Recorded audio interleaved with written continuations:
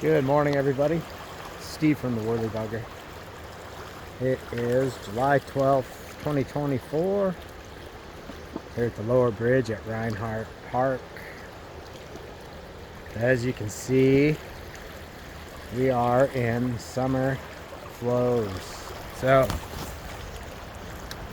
kind of unexpected to see the river running at this volume, but we've had very extreme heat, well over 100 degrees for a few days. The temps are finally starting to drop off now. Back down in the 90s, which is better, but still warm. We weren't really knowing what to expect, you know, with low snowpack conditions. Low water in the reservoirs, but they have opened her up and she's a ripping. So for those looking to come over and wade the river, it can be very, very difficult. If you want to wade the river, the only really places that you can do so safely and effectively is above the confluence of the Clay Ellum, where the Clay Ellum River merges with the Yakima. Above that, the flows are manageable and you can fish in there and wade around to your heart's content. But once you get below there, there's a place here or there, but for the most part, it's very, very, very difficult. Otherwise, not a whole lot of aquatic insects really happen this time of year. So for about the next 4 weeks, 5 weeks, you're not really going to see a whole lot of hatches on the river just because of the extreme heat. Maybe in the early morning, might see some mayflies, blue wings before it gets really, really warm. Maybe some caddis. Caddis will typically come off if the wind stays down in the evening all the way up until dusk. And that's not every day. So primarily, you know, we start fishing a lot of terrestrial stuff, hoppers, ants, beetles. The extreme heat that we got gets them going, gets them growing, gets them moving towards the edges of the river. So it can be fun, you know, fishing, you know, and just kind of match your style, match your hopper pattern to the color coordination of the bank. They tend to kind of take on the color of the foliage in which they're, you know, making their little home in. So if it's green, you know, typically they'll be, you know, green or yellow in color. And then, you know, if they're in the sage, you know, or in the brown grass, they'll typically be tan or brown.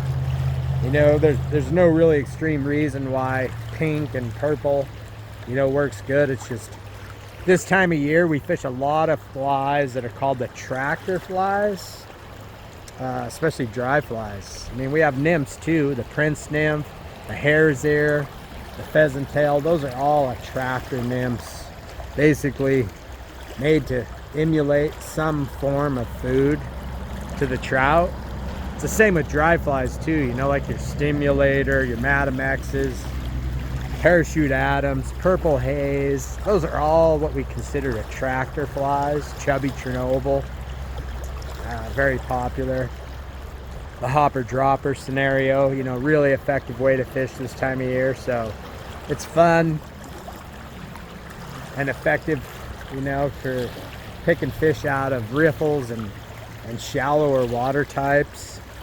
I did fish on Monday with some folks, and fishing was pretty good.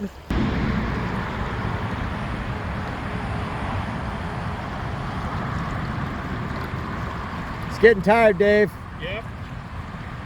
Work them over towards the right here. Been working on it. You bet.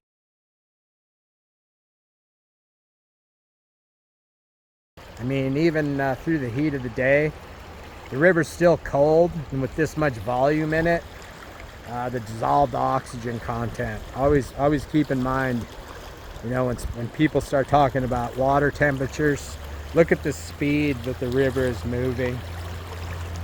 It's moving at such a fast pace and a pretty good grade. It creates a lot of oxygen. So our good friend, fisheries biologist for Grant County PUD, Dave Duval, every summer we come out and, you know, we measure the dissolved oxygen content in the water, as well as the water temperatures. So we'll be keeping an eye on it this summer, you know, and fishing, you know, during the appropriate times. If water temperatures get too warm, we can see if the reservoirs get too low and that water coming out of the reservoir is warm, we could see some warm conditions in the river.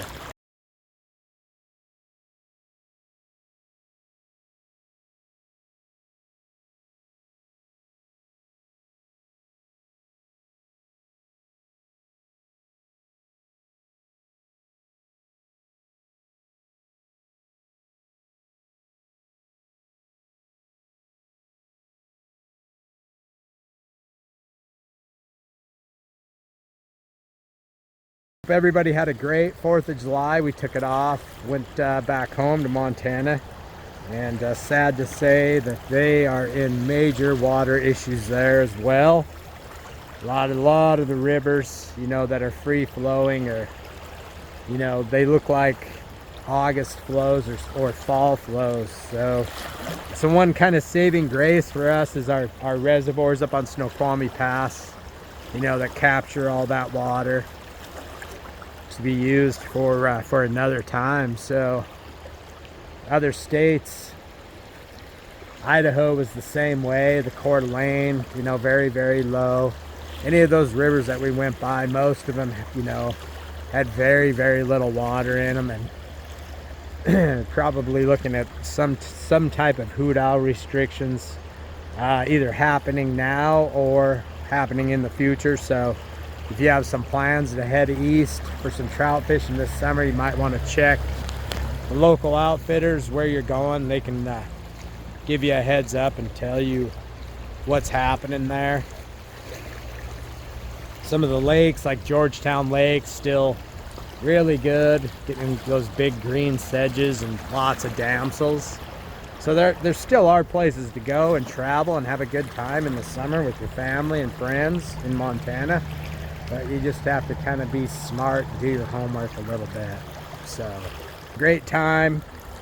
Appreciate everybody's support. And if you have any questions, as always, you can contact the fly shop, talk to Greg or David, myself. Again, hope everybody had a great holiday. If you would like to get out on the river with Aaron or me or Greg, give us a call. Love to have you. Our dates are starting to fill in for the fall fishing now for September and even parts of October. So just a heads up for that. Until then, everybody have a great weekend. You know, I do want to tell you, like, one more thing here. Like, see that are just a fantastic boat launch here at Rinehart.